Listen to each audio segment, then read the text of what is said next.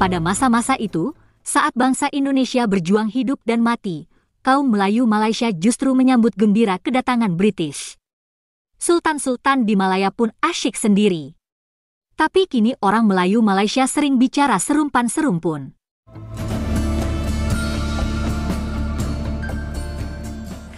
Hai guys, jumpa lagi. Kali ini kita akan membahas kehidupan salah satu sultan di Malaysia. Berbeda dengan sultan-sultan di Indonesia yang pada umumnya menentang penjajah, sultan-sultan di Malaysia cenderung bekerja sama dengan British. Hal ini yang menjelaskan kenapa tidak ada perjuangan untuk merdeka di Malaya. Bahkan ketika Indonesia mengusir Inggris yang datang setelah Perang Dunia Kedua, rakyat Malaya malah menyambut tentara British. Nah, berikut ini contoh kehidupan sultan di Malaysia. Yuk kita simak ya. Sultan Ibrahim adalah sultan yang sangat kaya karena ia melanjutkan investasi ayahnya di perusahaan lada, gambir, dan karet yang sebagian besar meningkatkan situasi ekonomi Johor. Sultan Ibrahim menjadi sangat tidak populer di tanah kelahirannya akibat penentangannya terhadap kemerdekaan Melayu. Sultan mengungkapkan pendapat skeptis tentang masa depan Johor sebagai bagian Malaya merdeka, serta menyuarakan dukungan untuk kelanjutan sistem penasehat Inggris di Johor. Karena masalah inilah, gelar Anumerta Yang Mulia Agung yang diberikan cucunya, Sultan Iskandar dari Johor, bahkan tidak pernah populer. Sultan juga seorang Anglophile, yakni orang-orang yang sangat mencintai Inggris dalam hal budaya, bahasa, atau berbagai aksennya. Hal ini membuat Sultan menghabiskan sebagian besar waktunya jauh dari Johor, serta berpergian secara ekstensif di Eropa, khususnya ke Inggris. Meski begitu, hubungannya dengan Inggris terutama dengan tokoh terkemuka kantor kolonial sering terjadi ketegangan karena urusan negara dan pribadi. Sultan Ibrahim memiliki total 6 istri, yakni Sultanah Ungku Maimunah, Sultanah Rogaya, Ence Hasnah, dan Ungku Intan. 2 istri terakhirnya, yakni Sultanah Helen adalah anak pembuat gergaji asal Skotlandia. Sementara Sultanah Fauzia merupakan gadis Romania penjual bendera palang merah yang ditemui Sultan Ibrahim di Inggris. Belum berhenti di sini, Sultan juga bertunangan dengan Lydia atau Sisi yang berprofesi sebagai gadis panggung dan penari London.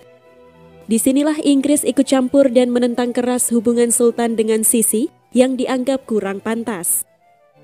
Sultan Ibrahim bahkan sempat membalas dendam pada pihak Inggris, tetapi sayangnya, kisah cinta itu berakhir tragis ketika Sisi tewas akibat bom Jerman yang dijatuhkan di Caen pada 11 Oktober 1940.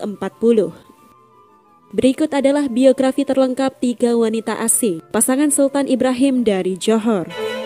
1. Sultanah Helen Bartholomew dari Johor.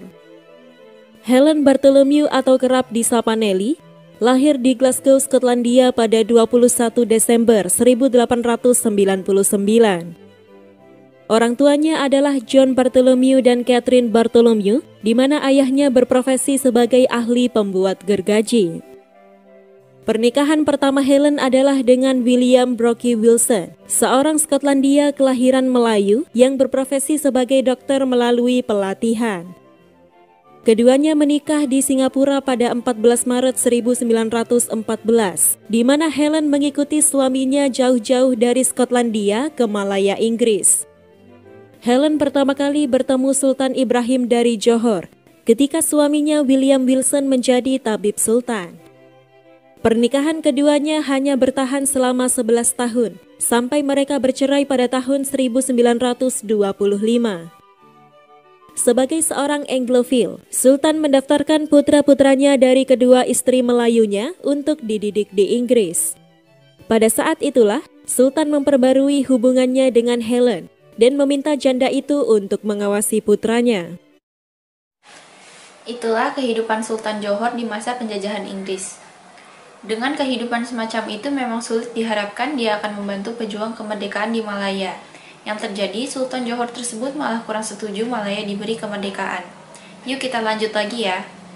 2. Lydia Cecilia Hill, mantan tunangan Sultan Ibrahim. Lydia Cecilia Hill yang kerap disapa Sisi, lahir pada 20 Juli 1913 dari pasangan George Hill dan Florence Hill.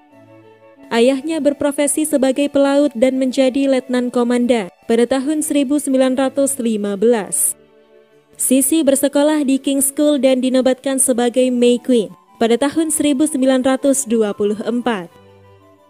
Usia 14 tahun menjadi usia meninggalkan sekolah nasional pada saat itu dan Sissy melakukannya pada musim panas 1927.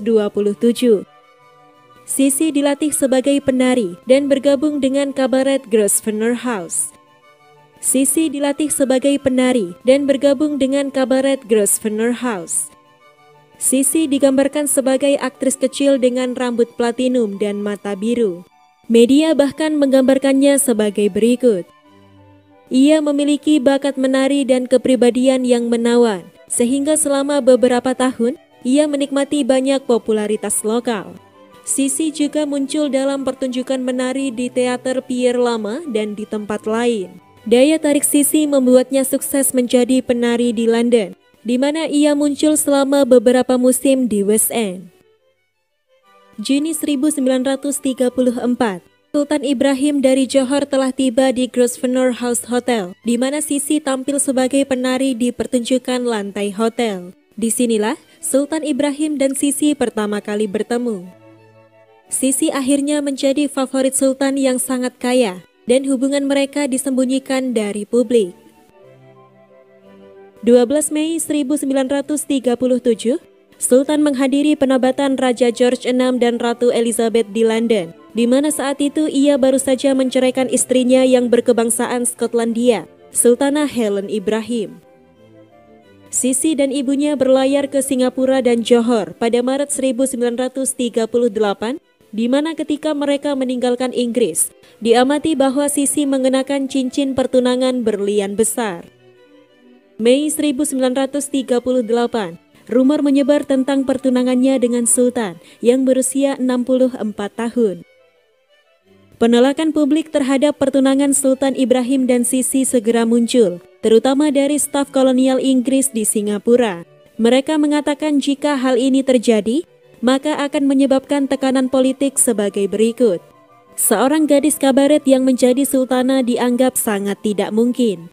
Royalis sosial bersekongkol dan memberikan tekanan moral pada sultan yang melanggar presiden dengan menolak undangannya dengan suara bulat, meskipun Nona Hill telah didampingi ibunya di istana.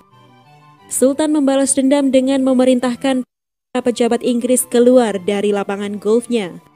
Ketika masyarakat Inggris Singapura bersikap kaku terhadap tunangan gadis panggungnya, Sultan membalas dengan memecat semua warga Inggris di pemerintahannya. 3. Sultanah Fauzia binti Abdullah atau Marcella Mendel. Sissy adalah kesayangan Sultan sampai ia meninggal, dan kematiannya membuat Sultan patah hati. 6 hari kemudian, Sultan bertemu gadis Rumania Marcella Mendel yang menjual bendera palang merah di London. Sultan Ibrahim menyebut pertemuan mereka adalah cinta pada pandangan pertama. Mereka mulai mengobrol dan memutuskan melanjutkan minum kopi agar bisa saling mengenal. Sultan Ibrahim merayu gadis penjual bendera itu selama 12 hari, dan selama ini pula ia masih mengunjungi orang tua Sissy untuk menyampaikan bela sungkawa.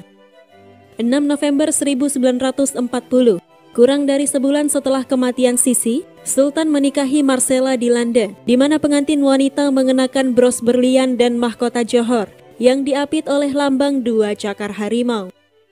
Dengan selisih usia keduanya 42 tahun, Sultan yang berusia 67 tahun menikahi Marcella 25 tahun. Tampaknya, pernikahan Sultan dan Marcella lebih dapat diterima oleh pejabat Inggris daripada hubungannya dengan Sissy sebelumnya. 18 September 1950, Marcella melahirkan putrinya dengan Sultan, yakni Tunku Mariam. 8 Mei 1959, Sultan Ibrahim dinyatakan meninggal dan jenazahnya dibawa pulang ke Johor Bahru untuk dimakamkan. Putri mereka Tunku Mariam baru berusia 9 tahun ketika ayahnya meninggal. Marcella akhirnya menerima uang pesangon dari kerajaan Johor senilai $1.000 Amerika Serikat. Begitulah guys kehidupan salah satu sultan di Malaysia. Kemerdekaan Malaysia memang diberikan oleh Inggris, dan dalam sejarahnya para sultan-sultan di Malaysia tidak melawan penjajah. Berbeda dengan Indonesia, tidak terjadi revolusi sosial juga di Malaysia.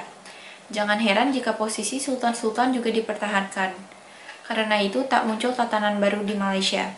Rakyat Malaysia pun masih bermental terjajah. Bahkan mereka melestarikan politik perkauman warisan penjajah. Terima kasih sudah menonton sajian kami. Sampai jumpa lagi.